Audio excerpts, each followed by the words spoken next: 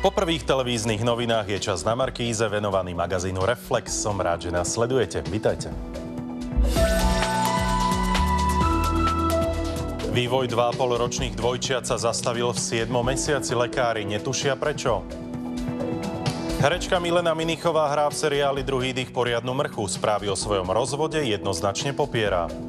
Do mrazov sa treba poriadne obliecť a obuť. Je vhodné vystavovať deti takýmto nízkym teplotám? Karolinka a Miriamka sú krásne 2,5-ročné dvojčatá, lenže sú choré. Ich vývoj sa zastavil a lekári netušia prečo. Nevedia ani to, ako ich liečiť. Rodičia sa rozhodli bojovať na vlastnú päsť.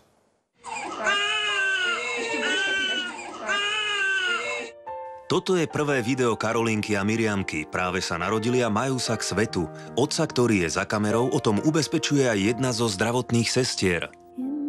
Sú obě dvě zdravé a to všetko? Aj tu ešte dievčatá pekne prospievajú. A toto sú aktuálne zábery. Dievčatá sú rozkošné. Žiaľ, pokrok v ich vývoji je v porovnaní s predošlými videami minimálny. Majú teraz 2,5 roka a sú na úrovni tých 7-8 mesačných detí. Nevedia sami sedieť ešte, nevedia sa samé loziť, nevedia sa samé najesť, nevedia rozprávať. Mne sa zrútil svet. Do pol roka života sa dvojčatá nelíšili od rovesníkov. Keď sa u jednej z nich objavili epileptické záchvaty, rodičia žiadali vyšetrenie. Výsledok ich šokoval. Majú obidve oneskorný psychomotorický vývoj. Ďalšia diagnóza je stredne ťažká obojstranná nedoslýchavosť.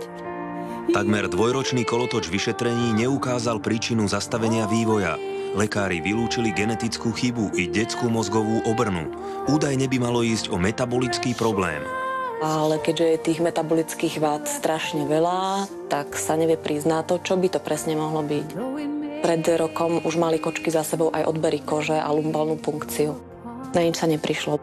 Teraz sme zase dávali krvičku a čakáme na výsledky. Kde niet konkrétnej diagnózy, niet ani liečby. A čas je neúprosný. Tak som mala iba dve možnosti. Buď sa zrútim a nebudem schopná ničoho, alebo proste sa nejako obrním a budem robiť všetko preto, aby sme sa z toho dostali. Najväčšie pokroky tie boli vlastne vďaka takým tým alternatívnym liečbám. Skúšali sme akupresúrne masáže, logopedické cvičenia formou rôznych chutí výrazných. Celý deň i život statočnej maminy sa krúti okolo jej anielikov. S božskou trpezlivosťou neraz i cez slzy núti choré telíčka poslúchať. Keď docvičí s jednou, začne s druhou. A dookola. No, ide ti to super. Pri cvičení s každou sa musí inakšie zaobchádzať. Ale pri maznaní nie. Pri maznaní sú obidve moje, obidve sú rovnaké a obidve sú moje slniečka. Keď majú potrebu sa túliť, tak sa tak krásne zahľadia do očí už teraz, posledné 2 týždne.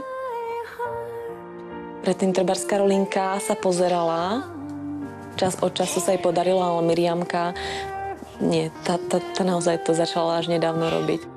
Zmierila sa s faktom, že zdravé 2,5-ročné dieťa si za 10 minút zapamätá básničku.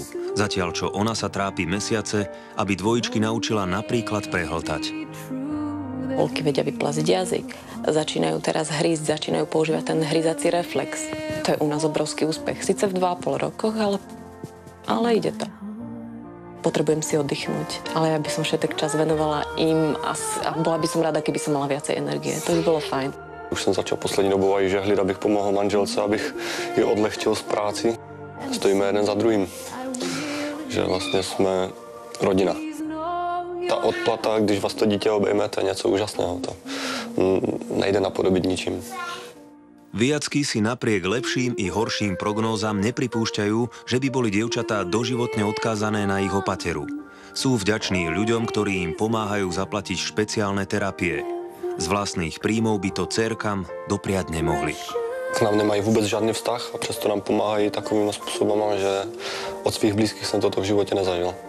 Spravím všetko preto, aby chodili. A a pripravím im najlepšiu budúcnosť, akú len môžu mať. Herečka Milena Minichová hrá v seriáli Druhý dých poriadnu mrchu. Vraj, keď chce herec niečo presvedčivo zahrať, musí to najprv reálne zažiť. Ako sa preto stvárňuje taká